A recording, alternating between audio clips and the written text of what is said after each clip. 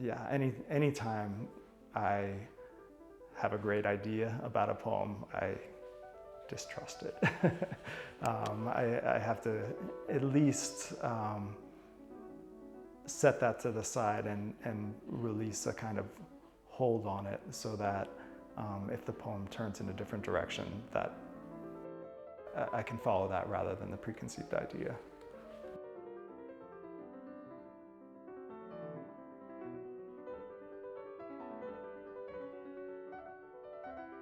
Sure.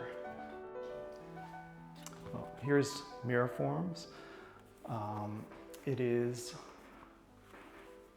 primarily an investigation of the form itself and of the possibilities of that form, but within it there are investigations of mortality, of God, and from the perspective of an agnostic.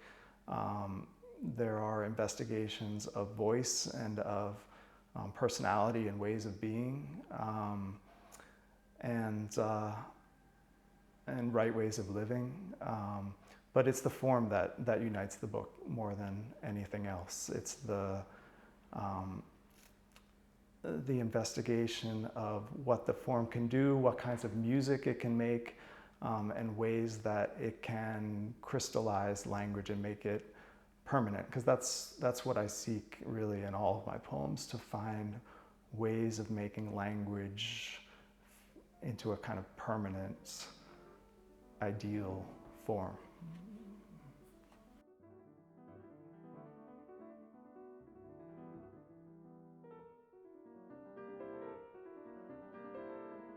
So the mirror form is an 8-line poem.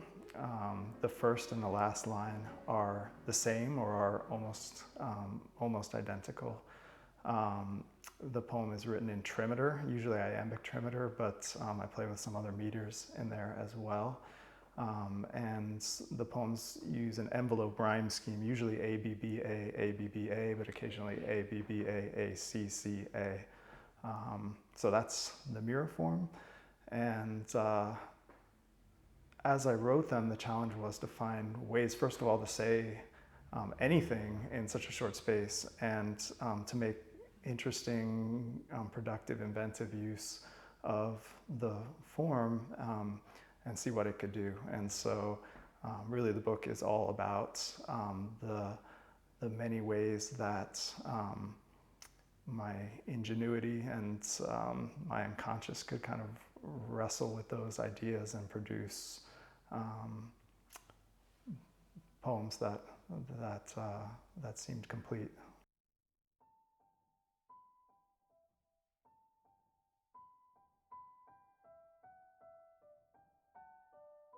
Part of why the book took as long as it did to write, it was about 6 years of writing, is because I was feeling around for that far end.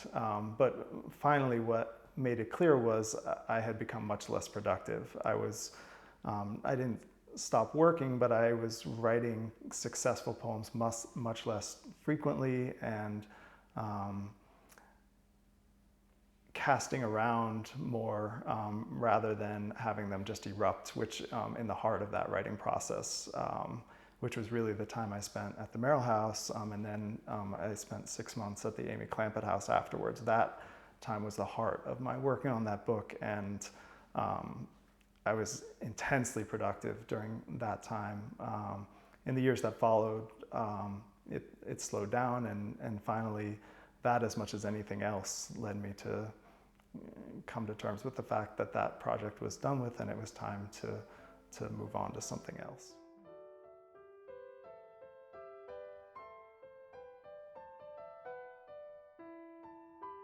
I think for me, it's a question of what was preoccupying me at the time, and probably what continues to preoccupy me in some ways. Love, mortality, creativity, these are the obsessions that have guided my life and my work, and so I think they, more than anything else, find their ways into the poem. And I think what the mirror form governed in some ways was my approach to those themes. Because the poem is so short, because it ends and begins on the same line, certain kinds of thinking or meaning making aren't quite as possible. It's very difficult to write narrative, for example, unless I were to string those poems together into a sequence.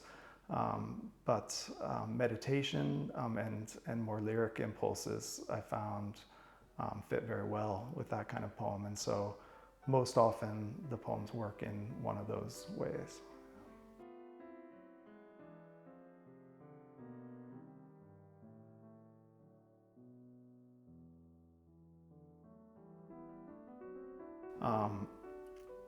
There, the form led me to really reimagine my own approach to writing, because I generally write in a more connective way. I tend to write in full sentences. I tend to work more logically. So the impulse there was to suppress logical connection of syntax and instead allow the reader to supply that idea of logic that comes from laying two things side by side and implying the logical relationship instead of making it explicit.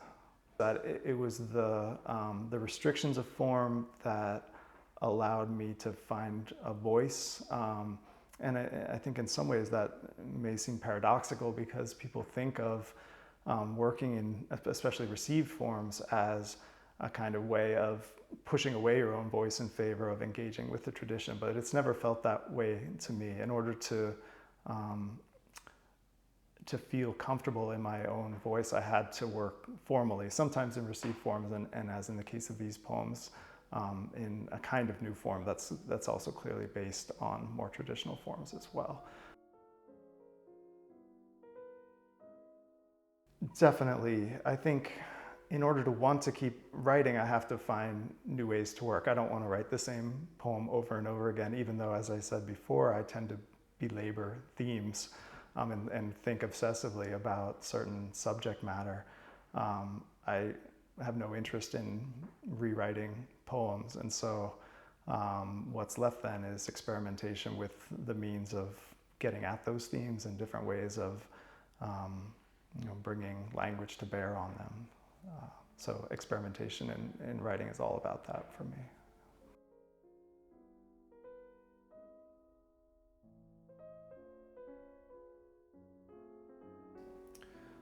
The most important routine for me is making time for the work and making headspace for the work.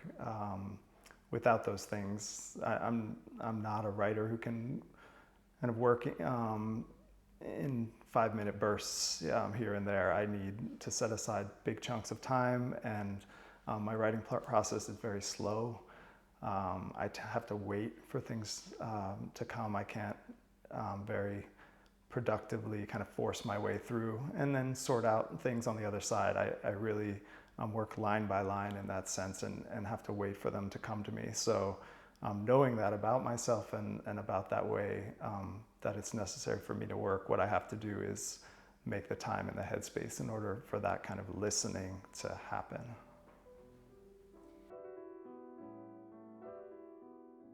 Well, I'll read a few of the mirror form psalms because they work best in a kind of sequence. Each of the other poems in some ways kind of stands alone, but these are meant to complement each other. These are psalms. They're all addressed to an idea of the divine, to a kind of God, but they're a God that the speaker doesn't necessarily fully believe in.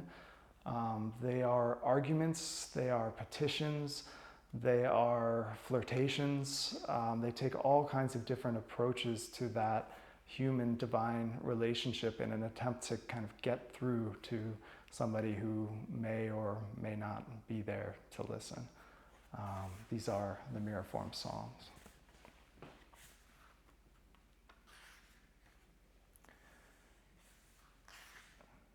Lord, let this worry break.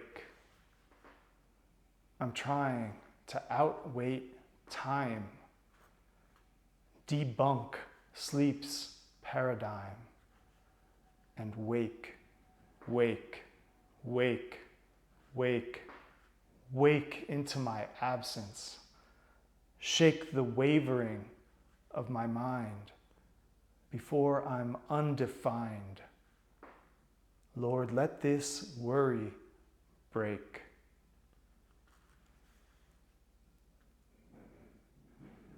How can I be true when you keep vanishing?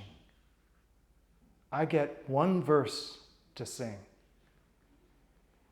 Who do I sing it to? I've learned to look for you in the blur of ringing strings. You could be anything. How can I be true?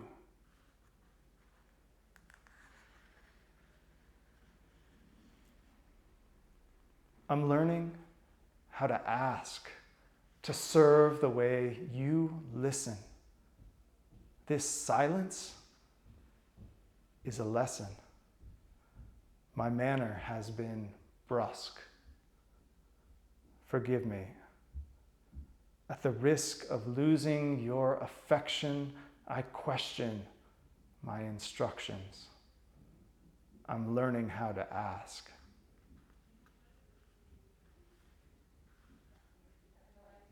Is there a place for me deep in the secret pocket of your black leather jacket to pass eternity?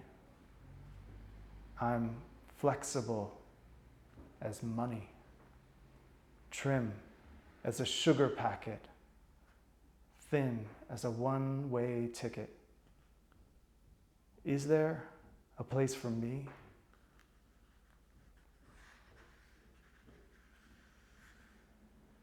Maker of patterns and shapes, calligraphist of the spine of the serpent. You define the vine as a line and the grape as a prison the wine must escape. Engineer, by your design, we break down at 69, maker of patterns and shapes.